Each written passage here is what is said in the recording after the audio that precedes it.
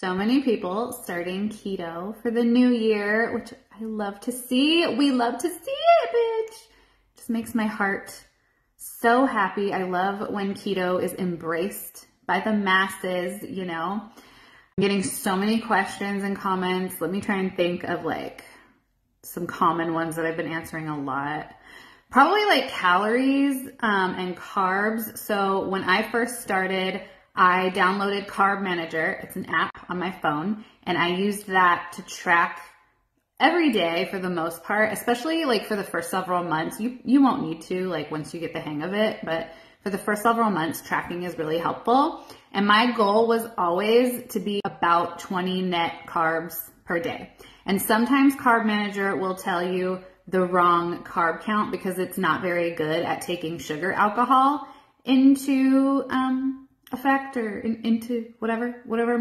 So like if you're eating like a Quest bar, for instance, we'll just use that. I don't know if this is true for Quest bars. I haven't had a Quest bar in a long time, but just for example, and say the label says like total carbs minus fiber minus the sugar alcohol content equals 4 net carbs, but you scan it or put it into Carb Manager and Carb Manager is telling you it's like 8 net carbs. Go by the label because Carb Manager doesn't always take the sugar alcohol into account.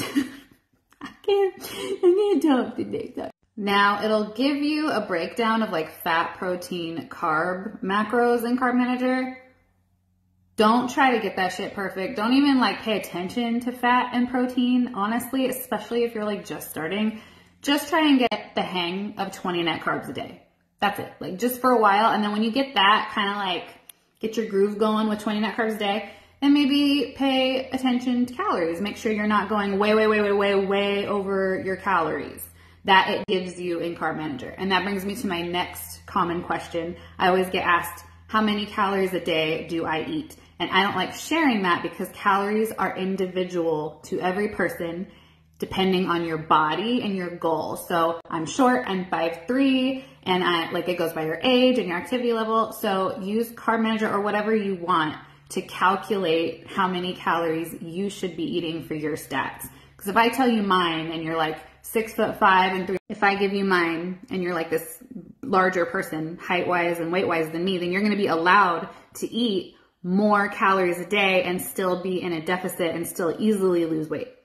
And so it doesn't make sense for me to like say what my calories are because it doesn't matter to you what my calories are. See what I'm saying? One of the mistakes that I feel like I made often when I first started keto was thinking that I had to hit my fat macro or like get my fats in. That is not something that you need to do. Your fat or like eating fat, a lot of people just associate keto with eating fat. What keto is taking away the carbs. It's not adding the fat. It doesn't have to be anyways, especially if you're doing keto for weight loss. If you're doing keto for like epilepsy, for instance, then yeah, maybe you will want to eat like the high fat. But if you're doing keto for weight loss, you don't have to like force feed yourself butter, which is what I did when I first started because I thought that is what I was supposed to be doing. So no, just use fat as a tool to make your food taste good and to feel satiated and for energy, but you don't need to like force feed yourself the fats. Don't buy into like the hysteria of needing all of the things to test ketones. You don't need pee strips. You don't need a blood meter. You don't need a breathalyzer thingy. You really don't. If you're eating 20 net carbs a day or less, you are going to be in ketosis. Facts, bitch. Like that is just facts. So don't stress out about your ketone levels because what is that going to do for you? Like, what does that data even do? You know what I mean? Like, say I test my ketones today and they're 1.5. Cool, bro. Like, badass. Like, I'm a bad bitch for that. Like, I don't care. Like, what is that doing for me? You don't lose more weight the higher your ketone levels. And I think that's like a common misconception. So it really doesn't matter. If you're eating 20 net carbs a day, you're solid. Sweet cravings.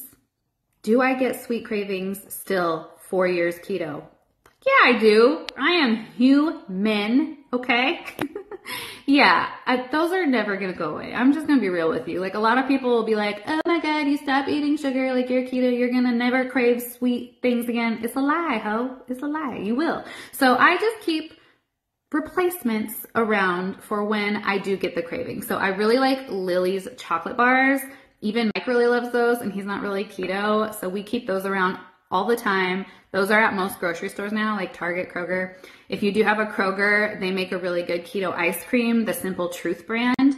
And Rebel is another one of my favorite brands of keto ice cream. Atkins also makes a lot of like dessert type bars and stuff. My favorite are the wafer bars that they make because they're also low in total carbs as well, and they're really good. And I will just avoid anything from Atkins that has maltitol. And that's any product ever in the existence of like anything. I don't fuck with maltitol. It kills my stomach. Just don't do it. Just don't do it. Just leave maltitol alone. That's the only sweetener I really avoid. Also really love the Quest peanut butter cups. There's a few peanut butter cups on the market nowadays. Chalk Zero, that's another brand. Check out Chalk Zero. I think they only sell online, and I think they have a few products in Walmart now, I think. But if you buy online, I have a code. It's Keto Half-Assed, it'll save you 10%. But they have peanut butter cups. Slim Fast makes keto peanut butter cups, but the Quest peanut butter cups, chef's kiss. Like, they're unbeatable, in my opinion. All that being said, okay, congratulations for starting, because that's the hardest part. And there is so much information out there. Believe me, like, I know I've sifted through it. I've been a beginner, so I get it. Just take everything with a grain of salt. Don't take any information, including mine, including anything that I say.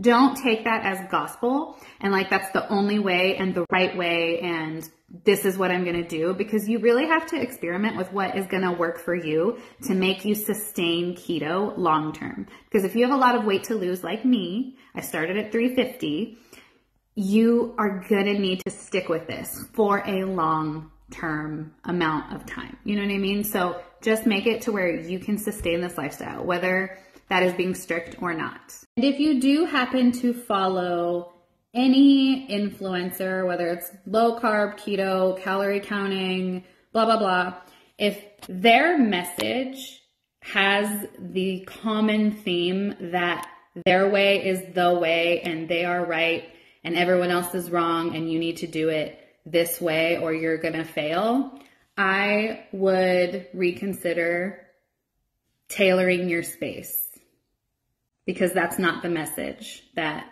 someone starting a health journey needs. Also remember that the new year is the most predatory time of year for weight loss products, coaches on the internet, just people who want your money, because the weight loss industry is very predatory and the people seeking weight loss are very desperate. Okay? I know, I was one of them. So just keep that in mind. If you come across a coach who wants you to pay them for macros or advice or fucking, I don't know. I don't know what they do. Like, come on. But in products, supplements, just do your research and just remember that there's a lot of free resources out there on the old internet, okay?